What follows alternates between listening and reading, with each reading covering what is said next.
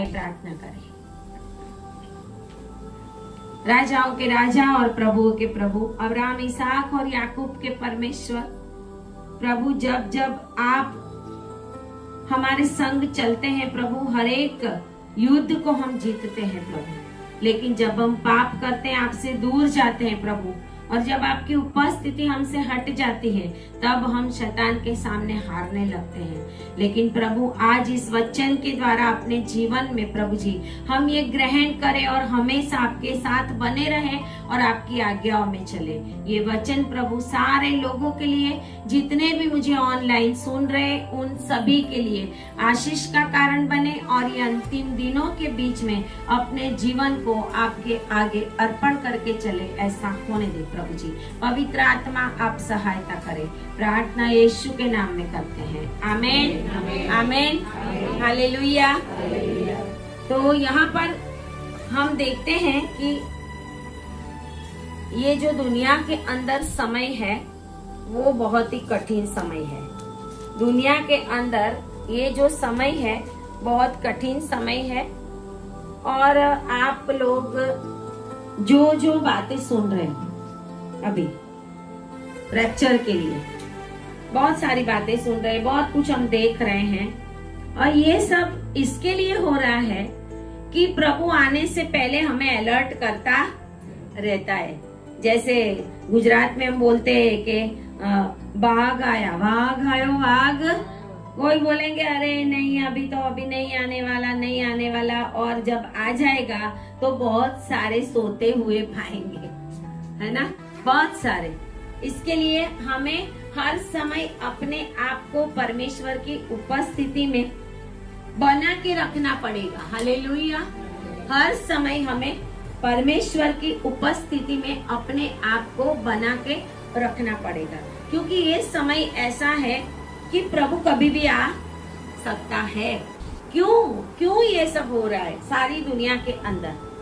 तो अभी जो 24 सितंबर है ना, 24 सितंबर का दिन इज़राइल के अंदर प्रायश्चित का दिन है और तुरहियों का पर्व है। क्या है? तुरहियों का पर्व है। ये 24 सितंबर को इज़राइल में जो लेवी व्यवस्था, लेवी है, और उसका 23 अध्याय, अगर किसी को नोट करना है तो कर सकते हैं, इसके लिए मैं बोलती हूँ। और जिसको कुछ लिखना हो अपने पेन या कुछ नोट या कोई कागज भी लेके आए तो कुछ इम्पोर्टेंट पॉइंट्स आप लिख सकेंगे। आज का जो समय है उसके लिए भी बोलना बहुत जरूरी है ताकि हम रेडी रहे। आमीन हालेलुया। तो लेवी व्यवस्था 23 अध्याय और उसकी 23 आयत से जो लिखा हुआ है कि यहोवा ने मूसा से कहा कि 7वें महीने के पहले दिन को तुम्हारे लिए परम विश्राम हो, और आगे 26 आयत से लिखा हुआ है कि 7वें महीने का 10वां दिन प्रायश्चित का दिन हो जाए, और आगे बहुत कुछ लिखा हुआ है। मतलब बहुत सारे पर्व जो इजरायली मना रहे हैं वो इस अध्याय में है। आप घर जाके पढ़ना कि बहुत सारे पर्व जो इजरायलियों के पर्व हैं, ये इजरायलियों के पर्व में से ये 24 तारीख को तुरही का पर्व जो बोलते हैं, और उसको प्रायश्चित का पर्व भी बोलते हैं। और उस दिन इजराइल ने क्या किया है कि 100 नरसिंगे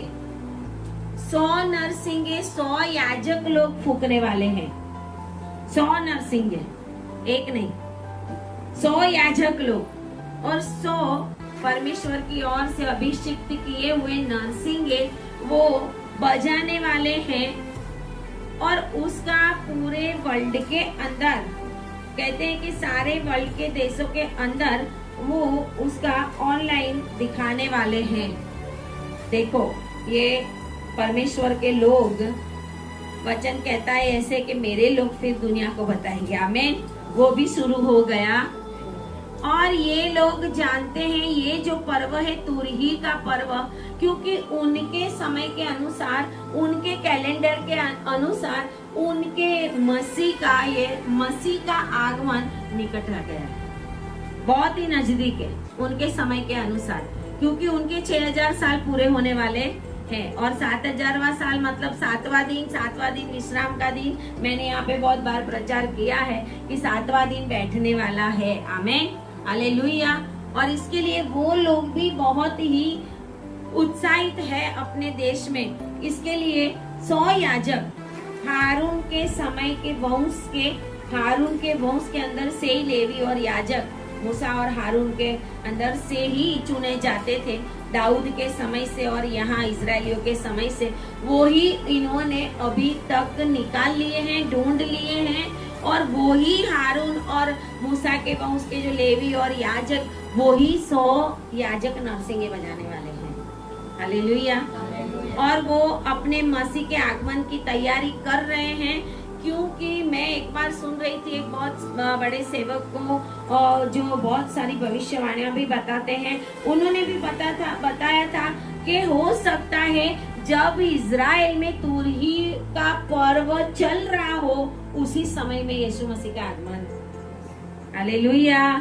इसके लिए बहुत सारे भविष्यवाणी कर रहे हैं, बहुत कुछ कर रहे हैं। और वो जो सेवक है वो सारे बहुत सारी इजराइल के ऊपर वो रिसर्च करने वाले हैं। इसके लिए उन्होंने भी एक बार बोला था कि इजराइल में तुरही का पर्व जब चल रहा होगा उसी समय हो सकता है यीशु मसीह का आगमन हो। हमें नहीं पता कि यीशु मसीह कब आएगा, लेकिन मेरा कहना यही है कि हमें हर समय रेडी रहना पड़ेगा। आमीन, हालेलुया। और तुरही का पर्व और प्रायश्चित का दिन मतलब हमें अपने पापों का पश्चाताप करके रहना पड़ेगा। तैयारी हमारी वो होनी चाहिए कि हमने अपने पापों का पश्चाताप किया है कि नहीं। और ये जो पर्व है उसको इजरायली रोज हसाना पर्व कहते हैं। उसका नाम उन्होंने हिब्रू भाषा में रोज हसाना, जिसको ट्रम्पेट का फेस्टिवल ऑफ ट्रम्पेट और तुरही का पर्व वो कहा जाता है। और वो उनका ये मनाया जाने वाला है इस समय पे। और वो लोग बहुत उत्साहित है और पूरी दुनिया में वो लोग ब्रॉडकास्ट करने वाले, वो मैं कल सुन रही थी। हालेलुया। तो ये सारी बातें हैं कि 2025 में कुछ तो होने वाला है। आमीन, हालेलुया। कुछ तो होने वाला है 2025 में, क्योंकि शुरुआत से लेके अभी बहुत कम महीने बाकी रहे हैं। और ये महीनों में हम देखते हैं चारों ओर वर्ल्ड के अंदर सब जगह पे, सब देशों में ऐसे अशांति, युद्ध, अफवाह, अराजकता, मारना, पीटना, काटना, बहुत सारे शैतानी कामों को बढ़ते हुए हम देख रहे हैं। क्योंकि शैतान को पता है कि अभी मेरा समय निकट आ गया है। हालेलुया। क्योंकि हमारा प्रभु आने वाला है। इसके लिए जो नरसिंगे है, जिसको सोफार बोलते हैं, उसको बजाने वाले 100 याजक उन्होंने खड़े कर दिए हैं। हालेलुया। और वो पूरी तैयारी में लगे हुए परमेश्वर के तीसरा भवन बनाने की। हमें नहीं पता आगे आगे क्या होने वाला है। हर दिन कुछ नया होता है इजराइल में हर दिन कुछ नया होता। और इजराइल दुनिया की घड़ी है। प्रभु कब आएगा वो अगर आपको देखना है तो इजराइल के सामने देखना पड़ेगा कि इजराइल में क्या हो रहा है। हालेलुया।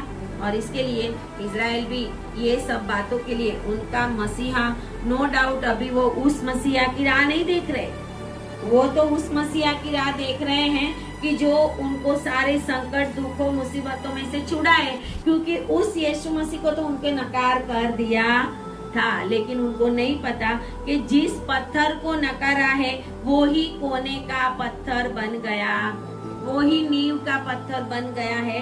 और वचन ऐसा कहता है, सारे दुनिया के साइंटिस्ट कोई नहीं ढूंढ सकते कि पृथ्वी की नींव कहाँ पे डाली है प्रभु ने, लेकिन बाइबल में लिखा हुआ है कि मैंने यरूशलेम में नींव डाली है। आमीन, हालेलुया। इसके लिए यरूशलेम के सामने ही सब कुछ होता रहता है और यरूशलेम में ही सब कुछ होता रहता है। और परमेश्वर का समय बहुत ही निकट है। कोई डेट के ऊपर हम नहीं जाएंगे, ना ही हम कहेंगे कि हाँ उसी दिन प्रभु आने वाला है। लेकिन ये है कि हमें इजराइल के सामने देखता रहना पड़ेगा कि ये कौन सा दिन है और क्या कर रहे हैं।